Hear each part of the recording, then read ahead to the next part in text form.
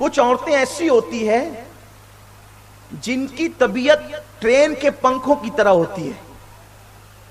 میں ان کا مذاق نہیں اڑا رہا ہوں. ٹرین کے پنکھے دیکھے آپ نے؟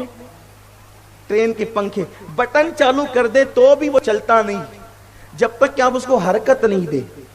یہ طبیعت ہوتی ہے کچھ عورتوں کی، سب کی نہیں. کچھ اللہ والیاں ایسی بھی ہوتی ہے جو اشاروں پر عمل کرتی ہے، جو اشاروں پر عمل کرتی ہے، شوہر کے اشاروں پر کام کرتی ہے، وہ جنتی عورتیں ہیں. لیکن کچھ عورتیں ایسی ہوتی ہے کہ وہ ٹرین کے ضدی پنکھوں کی طرح ہوتی ہے کہ جب تک کہ ان کو حرکت نہ دی جائے انہوں نے ماننا ہی نہیں ہے.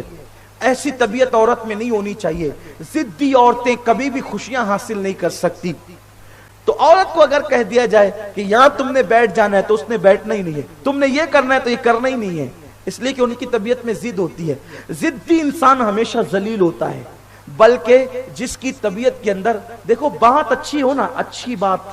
ہم نے جو ہے وہ ایک ہمارے استاد نے ہمیں ایک قصہ سنایا تھا کہ ایک مرتبہ تینوں موسم میں جھگڑا ہو گیا، سردی، گرمی اور برسات میں تینوں میں جھگڑا ہو گیا اور تینوں نے کہا کہ میں اچھا اور میں اچھا. کہ ایک کام کرتے ہیں کہ ہم جا کر کے کسی سے اس کا فیصلہ کراتے ہیں اچھا کون ہے. تو جب یہ تینوں موسم نکلے اپنے اپنے انداز میں تو تینوں نے پہلے گرمی آئی اور آ کر کے گرمی نے کہا کہ ایک بڑی بی سے ملاقات کر کے بڑی بی بتائیں کہ گرمی کیسی ہے، میں کیسی ہوں. کہا سبحان اللہ، جب گرمی آتی ہے تو رات کو کھنک کے ساتھ ہوائیں چلتی ہے، ٹھنڈی ٹھنڈی ہواؤں کے بڑے لطف آتے ہیں گرمی کے موسم میں، اور گرمی سے یہ ہے اور یہ ہے اور یہ ہے. بہرحال اس کا انہوں نے پوزیٹیو انداز میں، مثبت انداز میں گفتگو کر کے بیان کر دیا. گرمی خوش ہو گئی موسم گرما اور اس کو اشرفیوں کی تھیلیاں دے کر کے دعا دیتے ہوئے رخصت ہو گئی. پھر برسات کا موسم آیا. کہا کہ بڑی بھی بتائیں برسات کیا ہوتی ہے، کیسی ہوتی ہے. کہا ماشاءاللہ بھوک بہت لگتی ہے، ساون برستا ہے، مور ناچتے ہیں، پرندے چہچہاتے ہیں. اس نے بھی اسی طریقے سے اچھے انداز سے پیش کیا. برسات کا موسم خوش ہو گیا، اس کو بھی اشرفیوں کی تھیلی دے کر کے رخصت ہو گیا. پھر سردی نے پوچھا کہ کیا ہوتا ہے. کہا ماشاءاللہ چائے کی چسکیاں، گرم گرم چنے اور کمبل اوڑھنے کے مزے اور رات کی نیندوں کے مزے. پھر پوزیٹیو انداز میں پھر اسی طرح پیش کیا. پھر اس نے بھی اشرفیوں کی تھیلی دی، رخصت ہو گیا.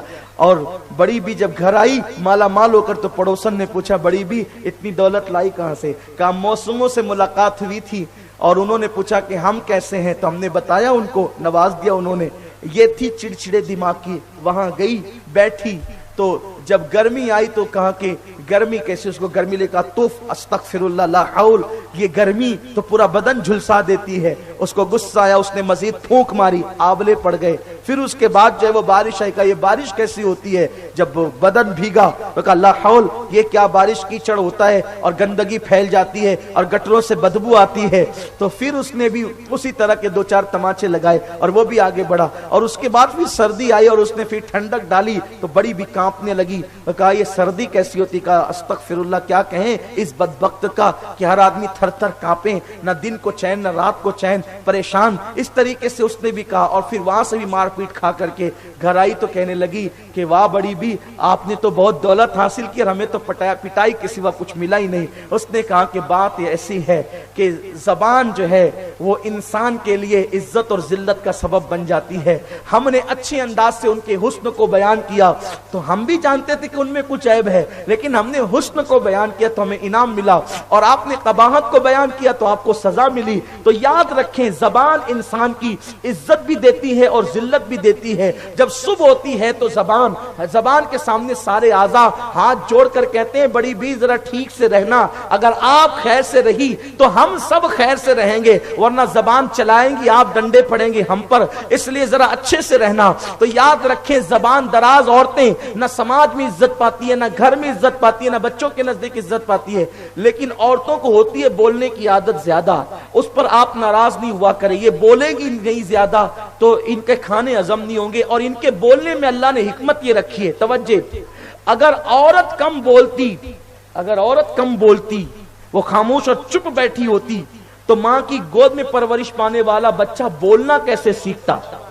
اس لیے اللہ نے وہ بچہ بولنا سیکھے، کیونکہ ایک مرتبہ میں تو وہ سیکھے گا نہیں، جب تک کہ بار بار نہیں سنے گا اس وقت تک وہ سیکھے گا نہیں بولنا۔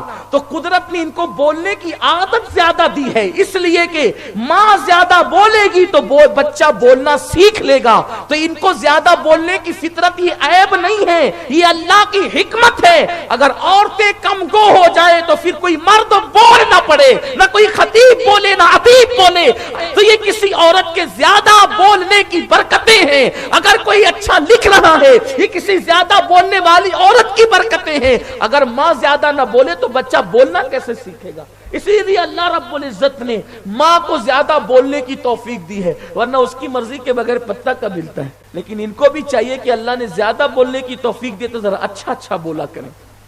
اچھا بولے گی تو اچھی برکتیں نصیب ہوگی۔ ہاں، غریب نواز کی امی بھی بولتی تھی نا، غوث پاک کی امی جان بھی بولتی تھی نا، حضرت مخدوم سمنا کی امی جان بھی بولتی تھی، حضور امام اہل سنت کی امی جان بھی بولتی تھی، صابر کلیر کی امی بھی بولتی تھی، بابا فرید کی امی بھی بولتی تھی، اور میرے مولا حسین کی امی بھی بولتی تھی۔ لیکن حسین کی امی کا بولنا تو سب سے جدا تھا، وہ باتیں بھی کرتی تھی تو قرآن کی روشنی میں کرتی تھی، ان کا بولنا ہی جدا تھا۔ تو عرض یہ کرنے چلا تھا کہ عورتوں کو اگر یہ بات کہہ دیا یہاں بیٹھنا، یہ کرنا، وہ کرنا، تو وہ ضد کرتی ہے، لیکن ان کو ضد نہیں کرنا چاہیے۔ ضد سے تعلقات خراب ہوتے ہیں، ضد سے تعلقات کے اندر دراڑیں پڑتی ہیں۔ اور بہترین عورت وہ ہے جو شوہر کا دل خوش کرے، بہترین عورت وہ ہے جو اپنی باتوں سے، بلکہ اسلام جھوٹ بولنے والے پہ لعنت کی بات کرتا ہے، لعنت اللہ علی الکاذبین، جھوٹوں پہ اللہ کی لعنت۔